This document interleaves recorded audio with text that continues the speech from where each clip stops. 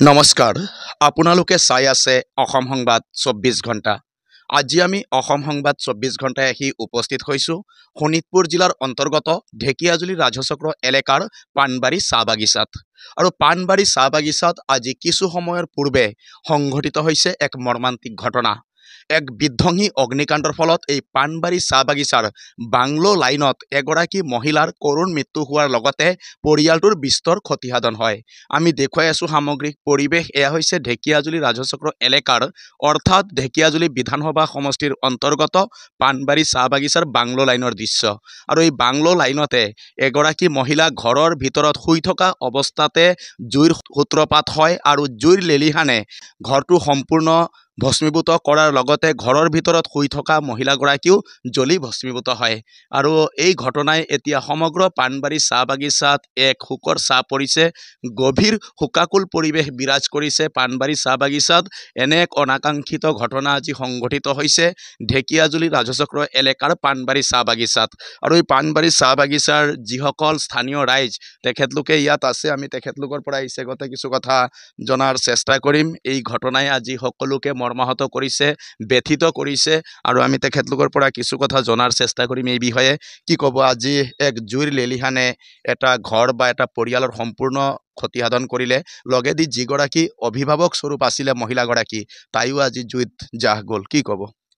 সেইটোৰ কাৰণে আমি খুবেই দুখিত আৰু এই পৰিয়ালটোক আমি এটাই কথা ক'ব বিচাৰোঁ যে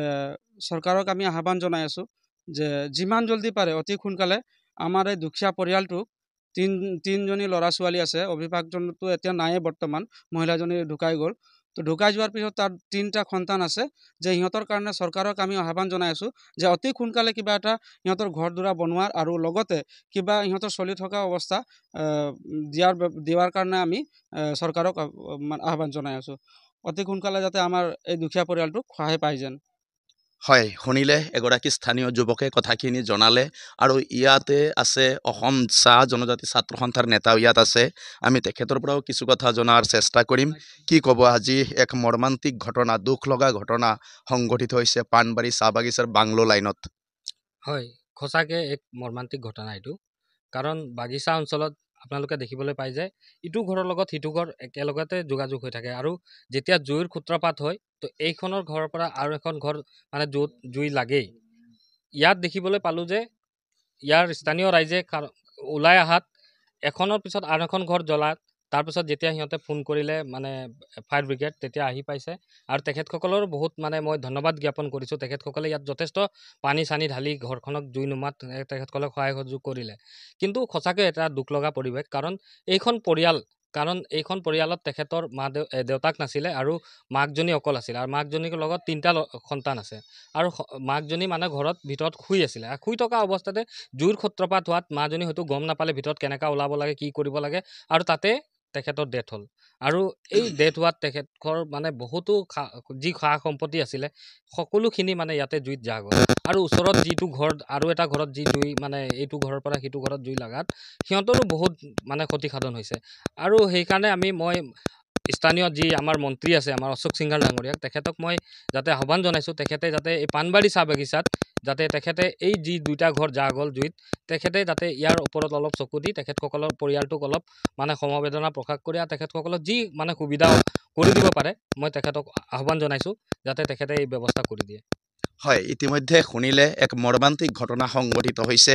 ঢেকিয়াজুলি ৰাজচক্ৰ এলেকাৰ পাণবাৰী চাহ বাগিচাত আৰু পাণবাৰী চাহ বাগিচাৰ বাংলো লাইনৰ দৃশ্য এই বাংলো লাইনতে এই পৰিয়ালটোৰ যি ঘৰ সম্পূৰ্ণ জাহ গ'ল আৰু লগেদি এই ঘৰৰ ভিতৰত থকা মহিলাগৰাকীও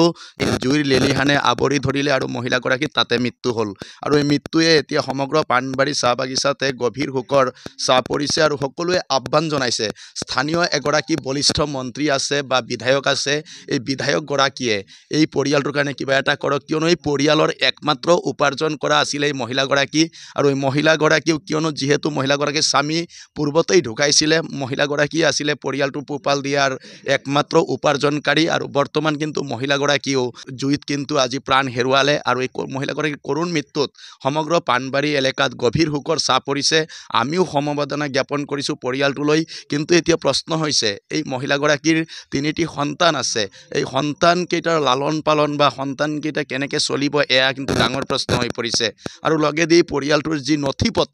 নথিপত্ৰসমূহো কিন্তু সম্পূৰ্ণ জুইত যা গৈছে বুলি জানিবলৈ দিছে অসম চাহ জনজাতি ছাত্ৰ সন্থাৰ নেতাৰ লগতে স্থানীয় লোকে আৰু ইয়াতে ওচৰতে থকা যি আৰু এটা পৰিয়াল আছিলে কিয়নো বাগানৰ যিহেতু কোৱাৰ্টাৰবিলাক দুটাকৈ যুটীয়াভাৱে বনোৱা থাকে এই লগৰ কোৱাৰ্টাৰত থকা যি পৰিয়াল সেই পৰিয়ালৰো নগদ ধন কিছু জ্বলি যোৱা বুলি তেখেতলোকে জানিবলৈ দিছে আৰু ইয়াৰ নিশ্চয় আৰক্ষীৰ তদন্তত ওলাব কি কাৰ কি ক্ষতি হৈছে কিন্তু আমিও এটাই আহ্বান জনাওঁ যে এই যি ক্ষতিগ্ৰস্ত পৰিয়াল দুটা বা যিগৰাকী মহিলাই অকালতে প্ৰাণ হেৰুৱালে এই ক্ষেত্ৰত চৰকাৰে কিবা ব্যৱস্থা কৰক বা এই স্থানীয়